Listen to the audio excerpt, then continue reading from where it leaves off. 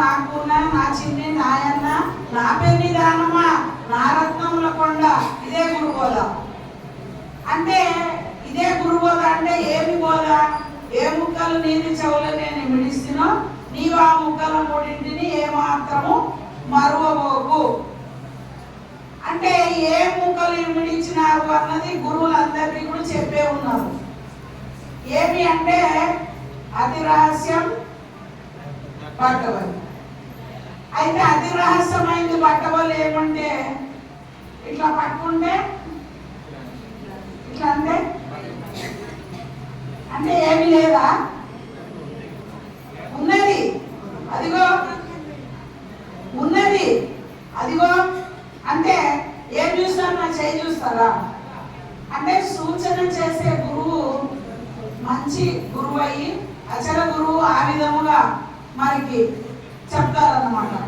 మరి గురువు అంటే ఏంటి అంటే గుణం లేదు రూపం లేదు. మరి గుణం లేదు రూపం లేదు ఎలా చెప్తాడు?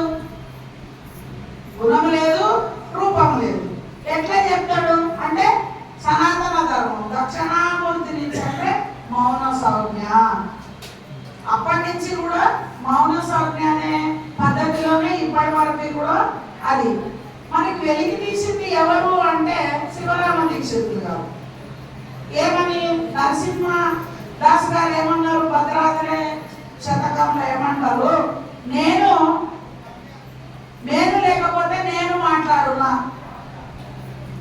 నేను లేకపోతే నేను అనుకో, నేను లేకపోతే నేను మాట్లాడునా, నేను రెండు ఒక్కటేనా? మరి నేను పోతే నేను పోతుందా, నేను పోతే నేను పోతుందా? రెండు పోయేది. అందుకనే కృష్ణప్రభు గారు ఏమంటారా? రానిది పోనిది బయలని లేనిది ఎరక ఎంచు లెస్సగా దృఢము దానకు మానక జపించుచుండు మానిదిశాలి. ఏం జపించాలా? ఉత్తది బట్టబయలం జపించాలా? మూలం లేని గుర్తెరిగే శరీరం అని జపించాలా?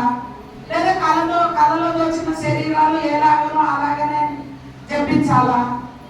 అంటే మూలం లేని గుర్తెరిగే శరీరము ఏమీ లేదని చెప్పించాలి.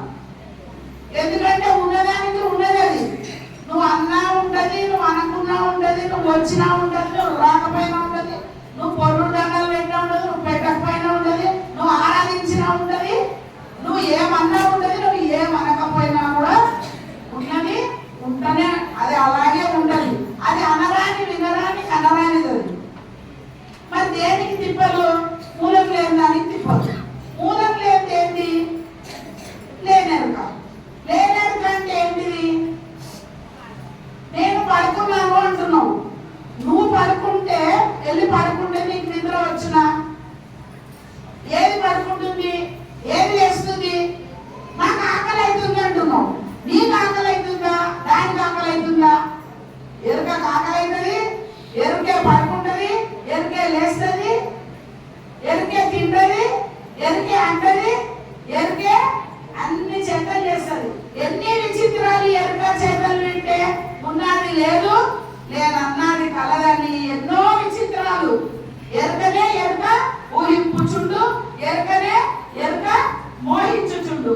ఎన్నో విచిత్రాలు ఎరుక చేతలు వింటే ఉన్నది లేదంటది, ఉన్నదాన్ని లేదంటది, లేనిదాన్ని ఉన్నదంటది. కానీ ఇది ఎప్పుడు గురువు దగ్గరికి వెళ్తే, గురువు ఎప్పుడైతే సూచన చేస్తే అప్పుడు లేనిది లేనిది ఏంది, ఉన్నది ఏంది అని తారసపడతలే కానీ చెప్పశక్యం కాని ప్రశ్నలు ఇవి. గురువు దగ్గరికి వెళ్తే ఇవి ఎట్లా అంటే చాలా క్షుణ్ణంగా తెలుసుకోవాలన్న ఆతులతో ఉన్న వారికి ఇవి చాలా రత్నాలు. ఏదో వచ్చినామా 80 కిలోలో 40 కిలోలో 100 కిలోలో ఈ శరీరం ఇక్కడ పెట్టినామా? మరి ఆ శరీర పద్ధతి అంటే ఆ పద్ధతి ఏంటి అని గురువుల దగ్గరికి వెళ్ళి పుట్టి సచ్చేది ఏంది, పుట్టి సావనిది ఏంది అని గురువులని మనము కనుక్కొని ఏమి అడగాలి? పరిపూర్ణ